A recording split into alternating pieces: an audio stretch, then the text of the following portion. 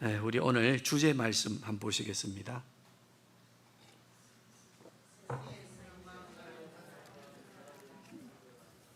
다시 한번요. 네.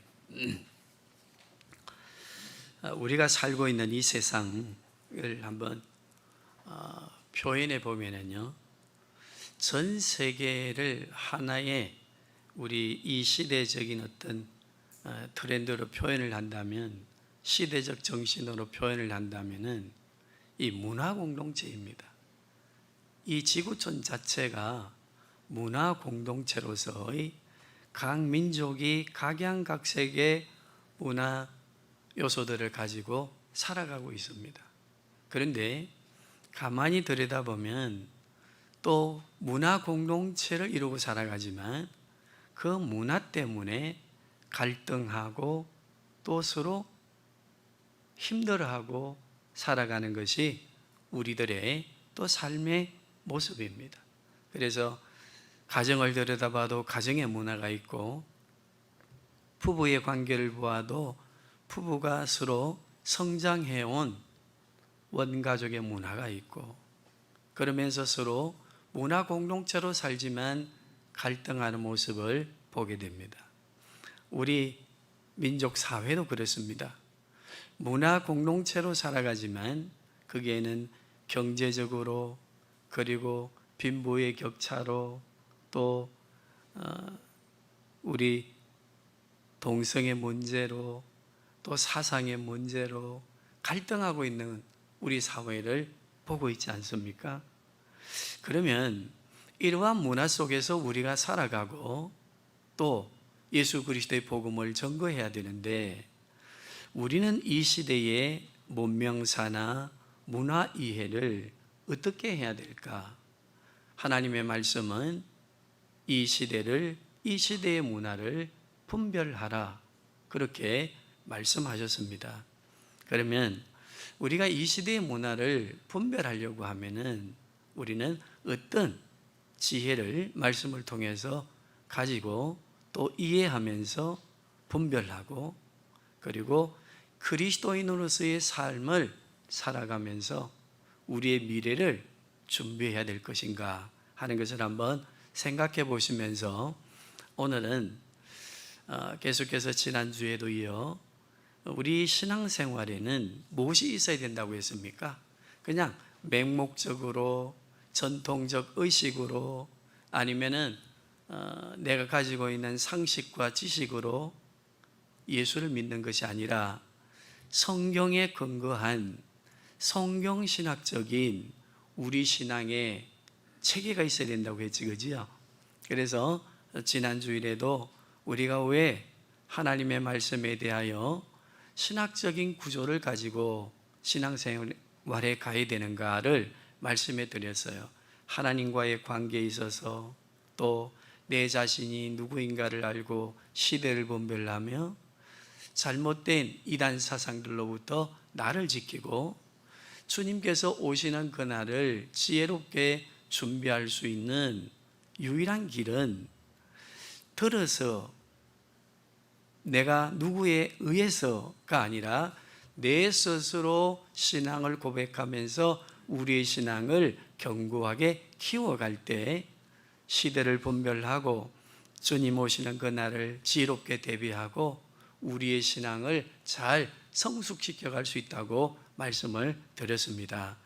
그러면 오늘은 우리가 이 시대를 분별하고 하나님의 말씀을 이해해 가려고 하면은 가장 중요한 기초가 문명과 문화, 이 세상의 근본을 이해하는 길입니다. 이것이 이해가 되어야 하나님의 말씀을 연구하고, 그리고 하나님의 말씀을 주제별로 공부해 가면서 우리의 신앙을 성숙시키고 또 우리가 말씀으로 무장하고 이 시대를 살아갈 수 있거든요. 그러면 오늘 본문의 말씀 한번 보시면은 본문의 말씀의 구조가 크게는 두 부분으로 딱 나옵니다. 어떤 부분인가 하면 16절에서 24절까지, 16절 첫 번째가 어떻게 나오는가 하면요, 하나님 앞을 떠난 가인이 어디로 갔어요? 자, 본문 한번 16절 보시겠습니다. 시작.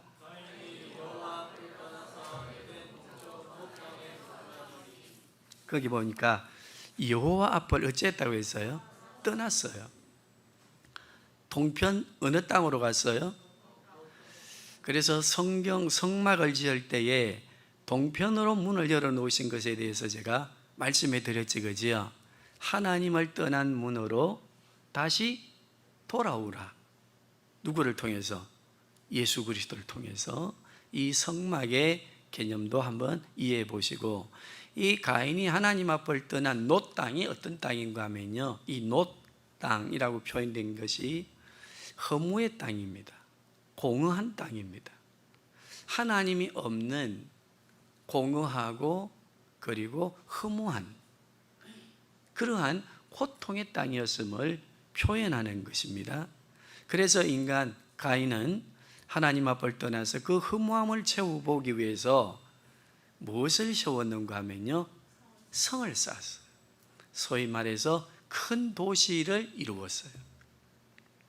그리고 거기에 자기 아들의 이름을 붙여서 가인성 또는 에녹성이라고 하는데, 그 가인의 성 안에, 에녹성 안에 하나님을 떠난 허무의 땅, 이 놋 땅 안에 어떤 사건들이 일어나고 있는가에 대한 것을 설명합니다. 어떤 사건들이 나와요? 요약해드리 보면 문화가 시작됩니다. 그리고요, 폭력이 행사되어집니다. 죽이고 죽이는 사건들이 일어납니다.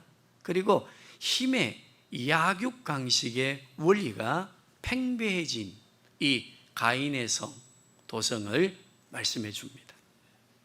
그리고 거기에 25절과 26절을 보면은요, 그러한 타락의 도성 안에 인간의 고통과 절규가 일어나는 그 도성 안에 그대로 방치하지 아니하시고 그 역사 속에 하나님의 구원의 역사가 같이 흘러오게 되는 것을 보여줍니다.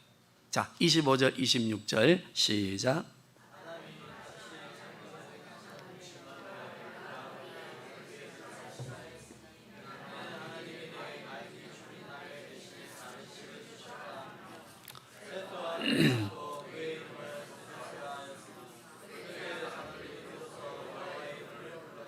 자, 하나님은 참 재밌으셔요. 타락하는 그곳에 구원의 역사를 같이 시작하고 진행해 가십니다. 그러면 오늘 본문의 이 구조를 간단하게 이해해 보았으니까 우리가 살고 있는 이 세상의 문화와 문명사에 대한 것을 이해하기 위해서 이제 오늘은 성경을 좀 많이 보려고 해요. 그러니까 정신을 차리시고 주보에 구절을 메모해 놓으셨다가 집에 가셔서 많이 연구해 보시기를 바랍니다. 자, 창세기로, 자, 한번 보세요. 저를. 창세기 3장 6절을 보면은요, 거기에 뭐가 나와요? 타락장이 나와. 그지요? 자, 우리 보시면서 한번 읽어봅시다. 시작.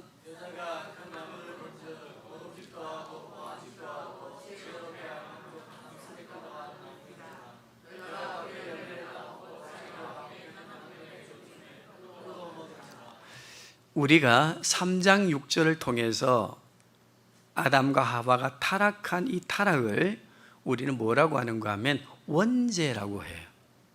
원죄. 그래서 우리가 살아가는 삶을 통해서 죄를 짓게 되는 건 아무리 선한 삶을 산다고 노력하여도 그 선한 삶으로 의인이 될 수 없는 것은 우리가 본질적으로 무엇을 가지고 태어납니까? 원죄를 가지고 태어납니다. 그러면 우리는 죄를 범할 때에 어디에 근거하느냐? 너 때문에 내가 죄를 범하고 하는 것 같지만은요, 우리가 근본적으로 가지고 있는 원죄에 의해서 우리는 자범죄를 짓습니다. 그래서 이 타락은 뭘 말하는가 하면 원죄에 의해서 이제 주어지는 자범죄, 원죄와 자범죄의 총 집합체가 되어지는 문화 형성이, 문명 형성이 창세기 4장으로 시작되어지는 것을 보여줍니다. 그러니까 가인이 하나님 앞을 떠나고 가인성을 세워서 그 허무한 인생의 문제를 채워보기 위해 문화를 만들고 문명을 발전시키고 하는 이 모든 요소들 속에 뭐가 있습니까? 원죄와 자범죄의 요소로서의 기초를 가지고 있음을 기억해야 됩니다. 자, 우리 6장 2절 한번 보세요. 창세기 6장 2절. 비교를 이렇게 해드릴 테니까 우리 문명에 대한 것을, 문화를 이해하려고 하면 말씀을 통해서, 자, 창세기 3장 6절과 그리고 4장 16절과 6장 2절 보이고 있지, 그지요? 자, 거기에 보면요, 뭔가 비슷한 게 있어요. 우리 창세기 3장 6절이 뭐 있습니까? 보암직도 하고 먹음직스럽기도 하고 탐스럽기도 해서 그걸 어째서요? 먹었다, 그지요? 자, 우리 6장 2절 한번 보세요. 시작. 하나님의 아들들이 사람의 아름다움을 보고 자기들의 좋아하는 모든 여자를 아내로 삼은지라. 보고 좋아하고 취하였더라. 창세기 6장은요, 창세기 4장의 문명의 타락과 문화의 타락을 결정적으로 보여주고 극대화된 것으로 보여주고, 하나님께서 무엇을 계획하셨고 시작하셨습니까? 심판입니다. 홍수의 심판입니다. 그러면 그 홍수의 심판의 근간이 되어지는 그 창세기 6장의 문명과 문화는 어디에 기초해 있었어요? 창세기 3장 6절에 원죄와 자범죄에 대한 것을 같이 가지고 있지, 그지요? 보암직도 하고 먹음직스럽기도 하고 탐스럽기도 하고 보고 좋아해서 취하였다고 하는 이 구조가 모든 문명에는 뭐가 있다는 겁니까? 원죄적인 것과 자범죄의 극치가 이루어져서 기초하고 있음에 대한 것을 설명해 주고 있습니다. 그러면 신약 성경은 여기에 대하여 뭐라고 말씀하시는가? 자, 우리 요한일서 2장 자막을 보시면서 한번 보시겠습니다. 시작.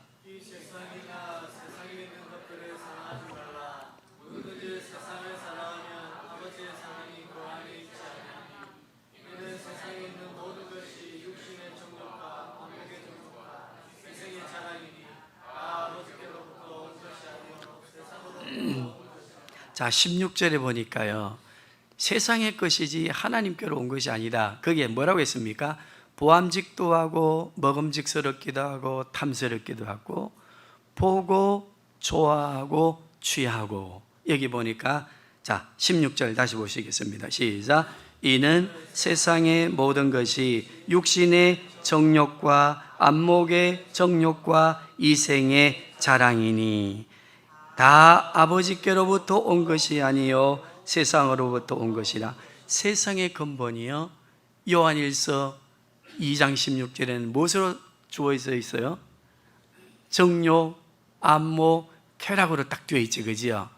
보암직도 하고 먹음직스럽기도 하고 탐스럽기도 한. 그러니까 구약이나 신약 모두가 다 우리가 살고 있는 이 세상의 문화적인 요소의 기초에 흐르는, 밑바닥에 흐르는 것은 원죄에 의하여 자범죄로 가득 차 있는, 하나님과 관계에 있어서 하나님을 떠난 문화의 요소가 있음을 기억해야 된다고 말씀하시고, 자, 우리 요한계시록 보시겠습니다.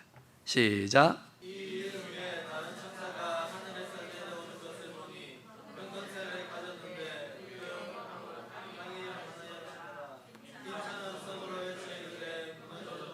큰 성 바벨론이여,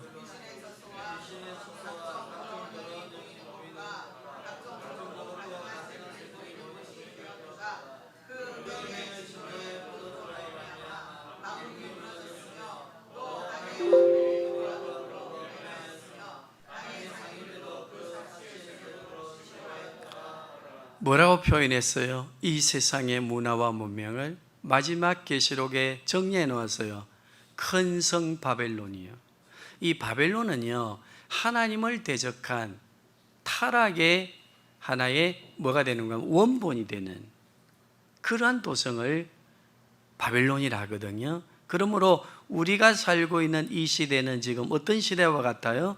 바벨론과 같은 시대를 살고 있습니다. 그러므로 우리의 문명과 우리의 문화, 이것을 바르게 이해하지 못하면은, 우리가 분별하지 못하면은 이러한 세대 속에서의 문명사나 문화사를 이해하지 못하고 우리가 신앙생활을 하게 되어지면은 하나님이 원하시는 것이 무엇인가에 대하여 바르게 이해할 수가 없거든요. 그래서 오늘 첫 번째 우리가 이해할 것은 무엇이었습니까? 우리가 살고 있는 이 세상의 문화는 무엇이 흐르고 있다? 원죄와 자범죄의 도성으로서 저 엄녀를 대표하는 무슨 성과 같다? 바벨론과 같다. 자, 우리 다시 18장 2절 다시 한번 보시겠습니다. 시작.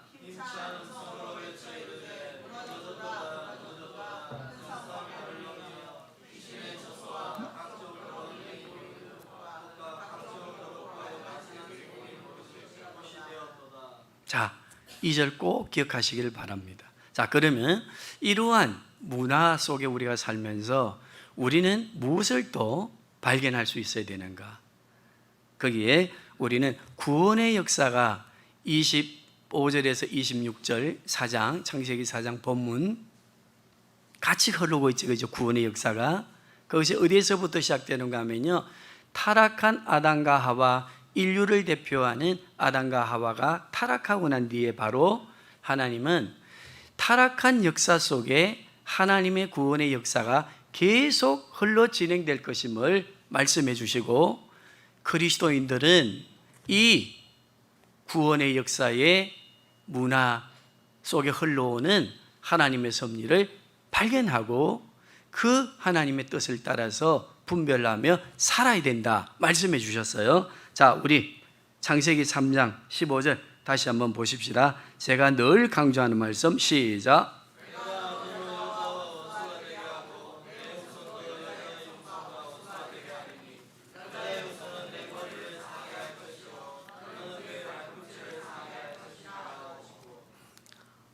타락한 인류를 향해 말씀하셨어요. 구원의 역사를 시작하시겠다. 자, 창세기 4장 25절에서 26절 오늘 본문입니다. 다시 한번 보십시다. 시작. 어떻게 시작하셨는가? 시작.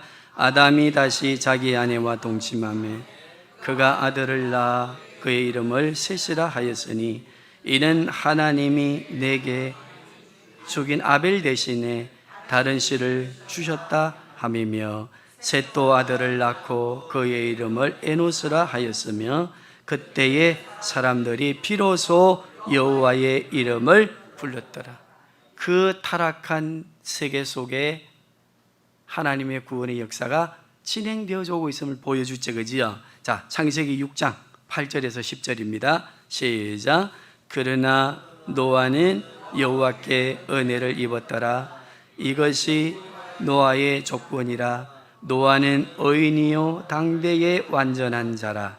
그는 하나님과 동행하였으며 세 아들을 낳았으니 셈과 함과 야벳이라. 제가 주일 새벽 설교 때 셈과 함과 야벳의 노아의 언약적인 이 세 아들 중에 우리 구원의 역사를 이어오는 아들은 누구라고 했습니까? 셈족이지, 그지요?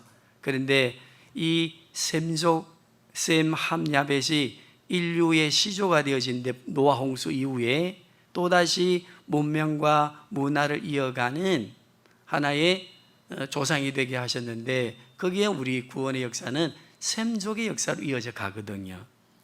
그 셈족의 역사가 이어져 갈 때에 노아가 어떻게 축복했는가에 대한 것도 말씀해 드렸는데, 오늘 본문에 보니까 그 타락한 구조 안에 그 인류의 구원을 위해서 또 하나님이 일하시는 역사가 나오지, 그지요? 누구를 통해서요?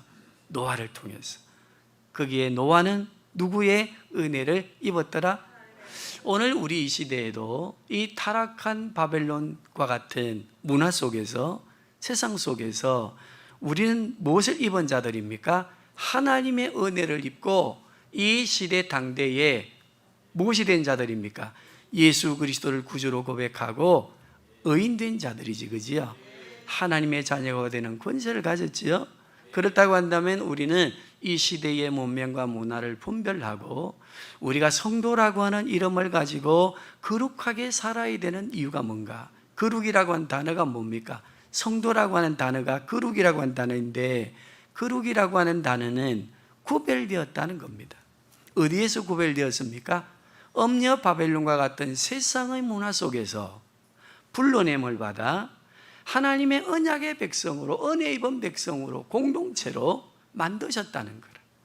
이 구별, 이 카롯이라고 하는 말은, 이 거룩이란 말은 구별하여, 잘라내어 구별하였다, 불러내어서 구별하셨다라고 하는 의미가 같이 있는데, 우리가 이것을 이해한다면은 하나님의 구원의 역사를 볼 수 있는 우리 신앙이 되어야 될 줄로 믿습니다. 자, 또 한번 읽어보겠습니다. 창세기 9장 1절입니다. 시작.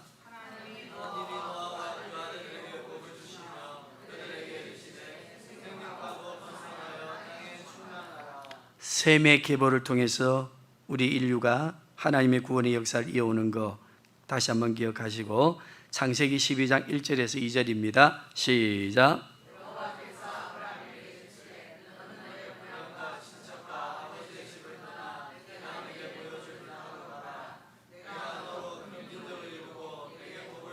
아멘. 우리가 성경을 공부하고 연구하실 때는 항상 이 세상이 어떤 곳인가를 알아야, 내가 살고 있는 이 땅이 어떤 곳인가를 알아야 창세기 12장이 이해가 됩니다.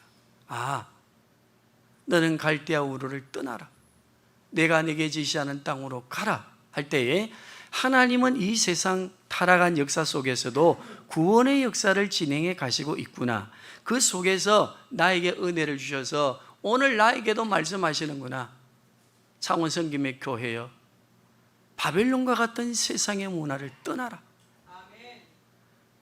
세상에 소망을 두고 살아가는 삶의 여정에서 갈대아 우르에서 떠나라 고 하는 말씀으로, 오늘 우리에게 주시는 말씀으로 받을 때에 우리 신앙에 생동감이 있고 역동성이 생기는 거 아니겠습니까? 자, 우리 출애굽기 2장 23절에서 25절입니다. 시작.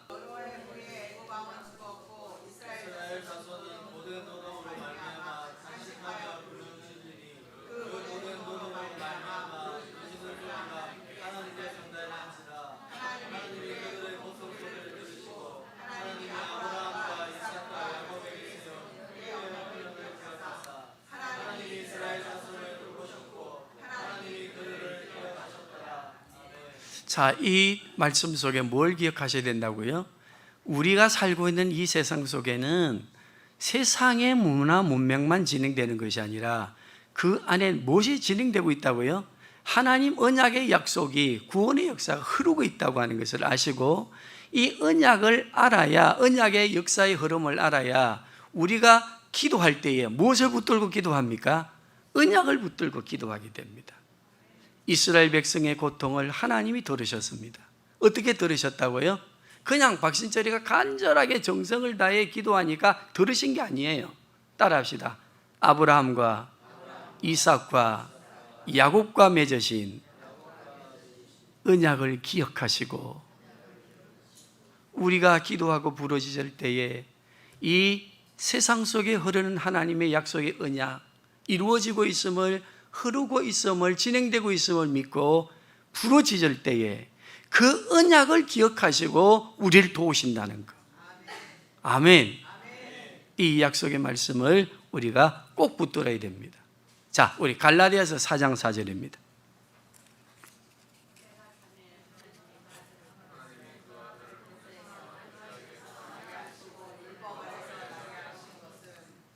그게 뭐가 나와 있어요? 때가 참에 세상의 바벨론과 같은 역사 안에 하나님의 구원의 역사가 진행되면서 예언과 성취를 통해서 이루어지는데, 그 이루어짐의 때가 차니까 누가 오셨어요? 예수 그리스도가 오셔서 우리의 구원의 역사를 완성하시고 이루셨다고 하는 말씀입니다. 자, 그러면 우리의 이 세상 문화 안에는 타락한 문화와 하나님의 언약의 성취되어져 가는 문화가 같이 흐르고 있는 것을 알았다고 한다면, 우리는 어떻게 살아야 될까요? 자, 우리 다시 한번 성경을 보시겠습니다. 로마서 12장 1절에서 2절입니다. 시작.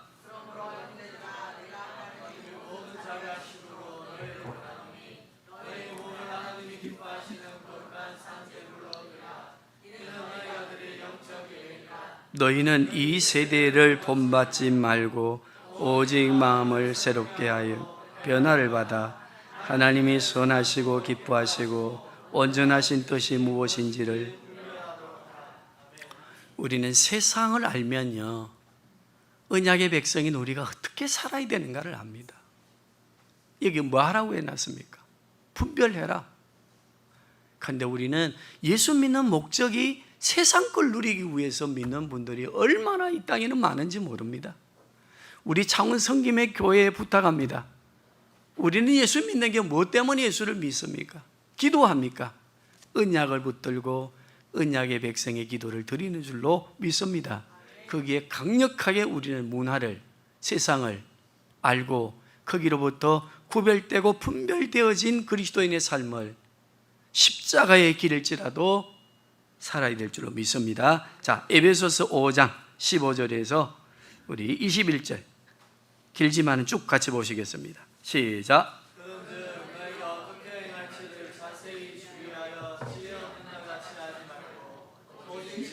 지혜 있는 자같이 하여 세월을 아끼라. 때가 악하니라. 그러므로 어리석은 자가 되지 말고 오직 주의 뜻이 무엇인가를 이해하라. 술 취하지 말라. 이는 방탕한 것이니 오직 성령의 충만함을 받으라. 시와 찬양과 신령한 노래들로 서로 화답하며 너희의 마음으로 주께 노래하며 찬송하며 범사에 우리 주 예수 그리스도의 이름으로 항상 아버지 하나님께 감사하며. 술 취하지 말라 하니까요, 술을 자꾸 이야기하는 분들이 있는데, 술 취하지 말라고 하는 이 언유적이고 어떤 상징적인 표현은 뭘 말하는가 하면요, 세상에 취하지 말라는 거라. 바벨론에 취하지 말라. 저 음녀 바벨론이요, 술 취한 음녀와 같은 바벨론이요 할 때에 이 세상을 말씀한다고 했지, 그지요? 그런데 우리가 얼마나 예수 믿는다 하지만은 세상에 취해 사는지 모릅니다. 술 취하지 말라. 이런 방탕한 것이니 뭘 받으라? 성령 하나님과 함께 구별된 그리스도의 삶을 살고 언약 백성으로서의 삶을 살아라 하면서 나오는 게 뭡니까? 언약 백성으로 사는 삶의 결정체가 예배입니다. 쭉 뒤에 나오는 거 보십시오. 그러면서 무엇으로 세월을 아끼라고 했습니까? 세상이 악하다고 하는 것을 알아야 된다. 그러면 세월을 아끼라. 무엇으로 세월을 아껴야 되지요? 따라합시다. 예배를 통해서 우리는 세월을 아껴야 됩니다.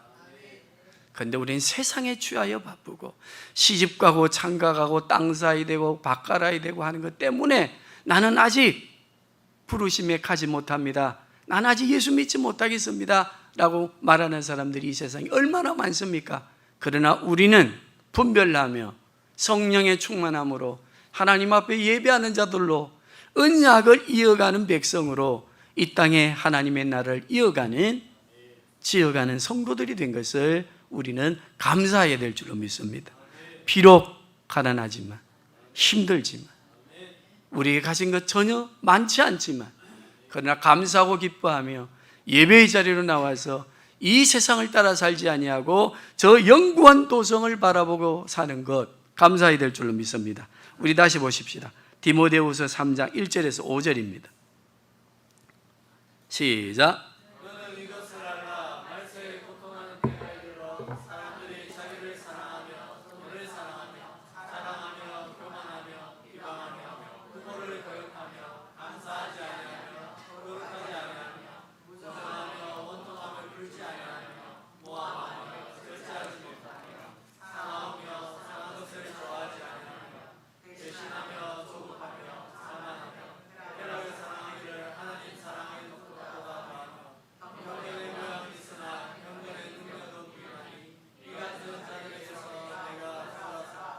이 같은 자들에게서, 이 같은 세상에서 너희가 어찌하라?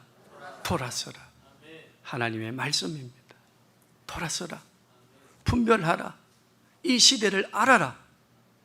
주님의 준엄한 말씀입니다. 자, 우리 다시 보십시다. 요한일서 2장 17절 시작. 이 세상도 그 정욕도 지나가되 오직 하나님의 뜻을 행하는 자는 영원히 거하느니라. 손해보는 거 아닙니다.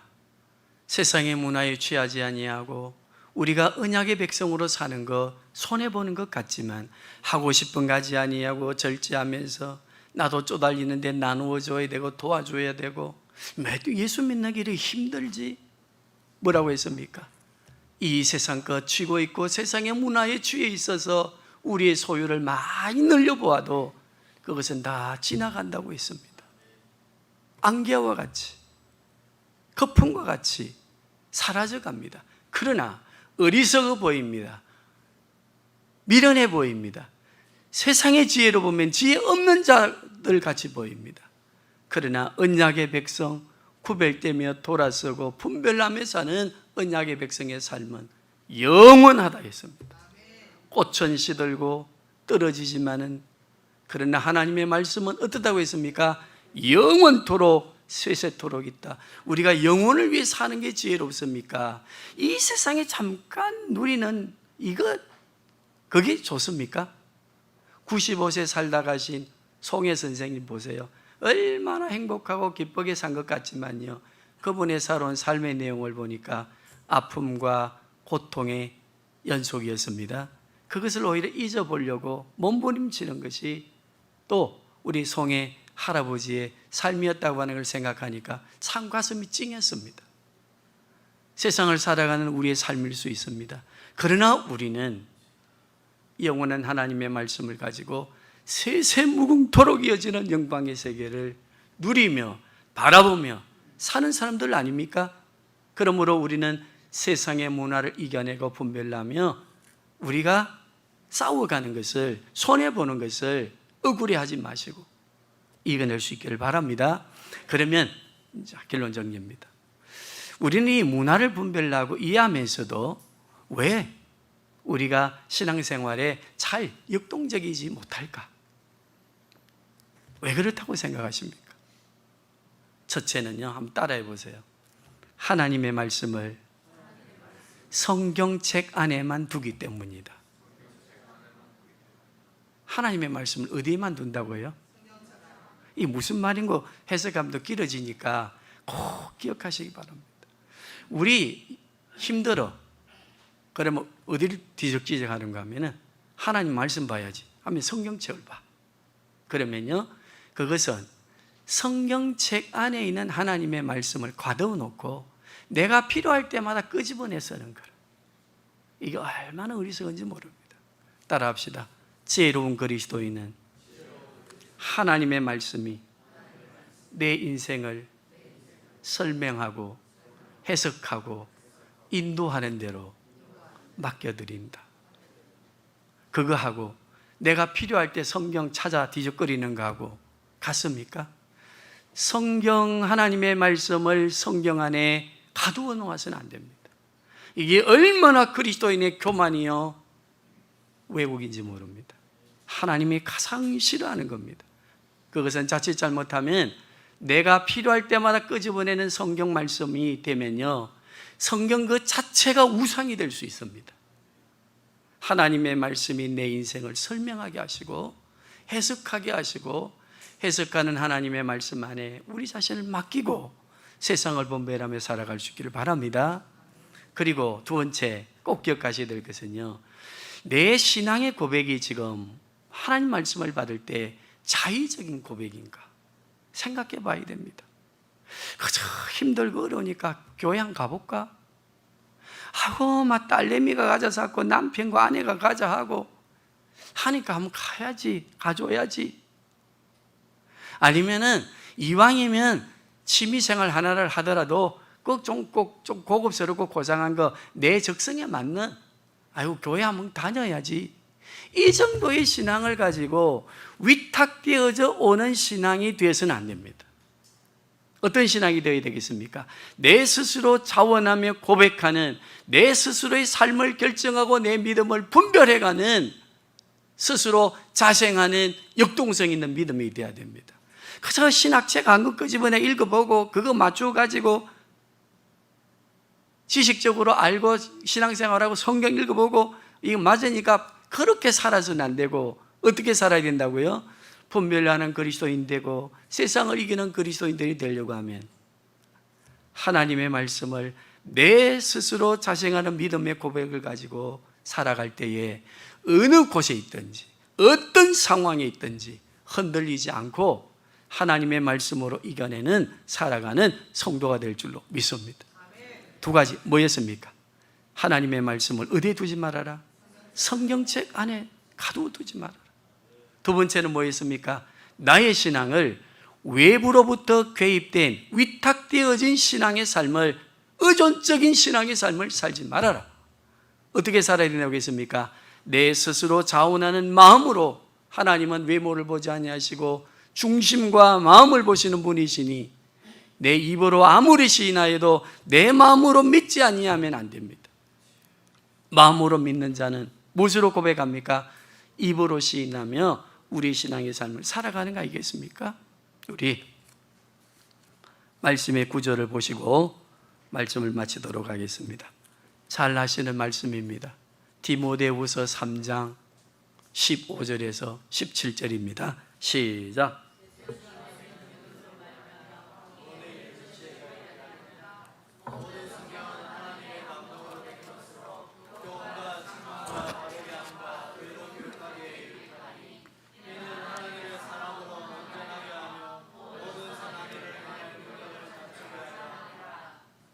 뭐라고 해 나왔습니까? 하나님의 말씀이 내 인생을 뭐하게 하라? 주도하게 하라. 우리는 교육 주도, 학습 주도 많은 용어들을 쓰지만 문화 용어들을 쓰고 교육 용어들을 쓰지만 교육, 심리, 문화 용어를 쓰지만은 우리는 하나님의 말씀이 내 인생을 주도하게 해야 됩니다. 해석하게 해야 됩니다. 말씀이 나를 분별하게 하는 믿음을 가지고 살아갈 때에 세상을 이기는데 확실하게 이깁니다. 히브리서 4장 12절에서 13절 시작. 하나님의 말씀은 살아있고 활력이 있어 좌우의 날선 어떤 금보다도 예리하여 혼과 영과 및 관절과 골수를 불러 쪼개기까지 하며 또 마음의 생각과 뜻을 판단하나니 지으신 것이 하나도 그 앞에 나타나지 않음이 없고 우리의